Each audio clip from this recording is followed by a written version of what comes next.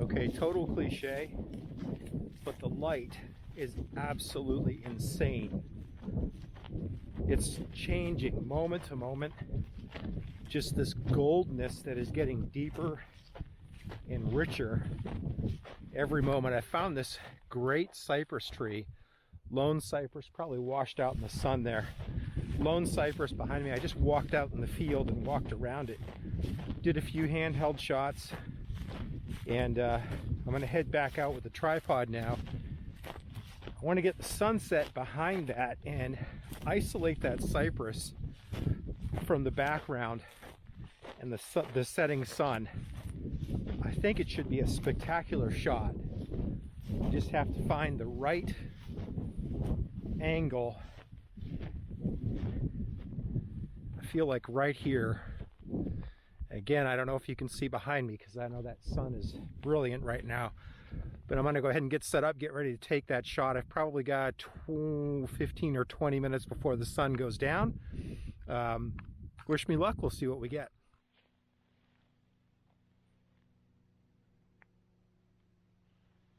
Don't know if I can get it behind me. I don't have my glasses on. I can't see the screen. Oh, there it is. Right there. Yep. Right there. Almost full moon behind me here. Beautiful still night. It's going to get dark here real fast, real soon, which is cool. I don't know that I have time to stay here. I've got to pick Alexis up on Marco Island at 8 o'clock.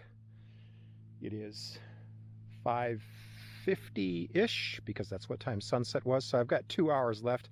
It'll take me an hour to drive back out of the forest, and from here it's probably another once I get out, then it's 20 minutes down to Marco. So I've got really 20 to 30 minutes shooting time at most, which is going to get me that pastel sky here shortly. I mean, the sky is just subtly changing each moment. It's very subtle. It is beautiful to see. I got this cool spot. I claim this. I claim this as my own. I'm coming back here.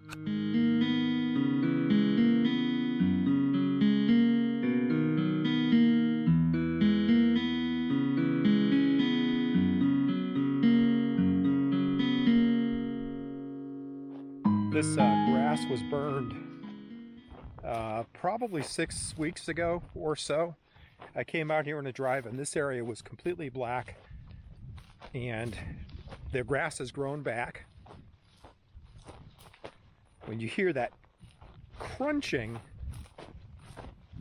underfoot, that's the base of the grass that's actually still charred. Even though the shoots are green, the base of the grass plants are charred and blackened, and when I walk on it, it makes that crunching sound. For a moment, it kind of reminded me of crunching through the snow growing up in Maine. But it's actually the result of prescribed burning out here in Picayune Strand. I'll see if I can get a clip of that from my friend Michael. He was out here on a helicopter. They set the chopper down and he'd get out and he'd light this with the fire pot. And then they take off and skip on down to burn this whole area. This entire area was black. Today it's beautiful. You would not know, unless you got out and looked at it closely, you would not know that this had burned that recently. So, you know, over here you can see a little bit of charring. It's too dark now to see it, but pretty cool.